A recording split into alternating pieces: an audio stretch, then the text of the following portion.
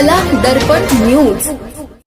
वृद्ध दाम्पत्याच्या खुनामुळे हुपरी हादरली।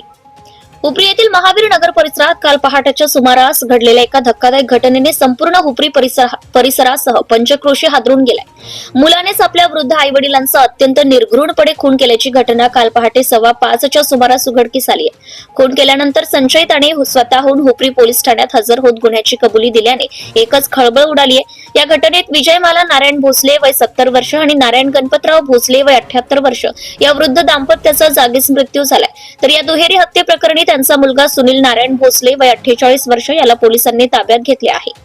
प्राथमिक तपासात समोर आलेल्या माहितीनुसार संशयित सुनीलने आई विजयमाला यांच्या हातातील नस काचेसारख्या धारदार वस्तूने कापली, तसेच चेहऱ्यावर काचेच्या तुकड्याने वर्मी घाव घातले। तर वडील नारायण भोसले यांच्या डोक्यात काठीने जोरदार प्रहार करण्यात आला। या हल्ल्यात दोघांचाही जागीच मृत्यू झालाय। घटनेची माहिती मिळताच हुपरी पोलीस ठाण्याचे निरीक्षक NR चौखंडे, सहाय्यक निरीक्षक विक्रम शिंदे यांच्यासह पोलिसांचे पथक तातडीने घटनास्थळी दाखल झाले।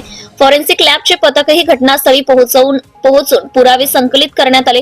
खून होण्यामागचं नेमकं कारण अद्याप स्पष्ट झालेलं नसून कौटुंबिक वाद, मानसिक तणाव आणि अन्य कोणतं कारण आहे का याबाबत पोलीस सखोल चौकशी करीत आहेत। संशयित सुनील भोसले यांची कसून चौकशी सुरू आहे। या दुहेरी हत्येची बातमी महावीर नगर परिसरात पसरताच घटनास्थळी नागरिकांची मोठी गर्दी जमली होती। शांत आणि सर्वसामान्य कुटुंबात घडलेल्या या घटनेमुळे शहरात हळहळ व्यक्त होत आहे। Subscribe now and press the bell icon. Never miss an update.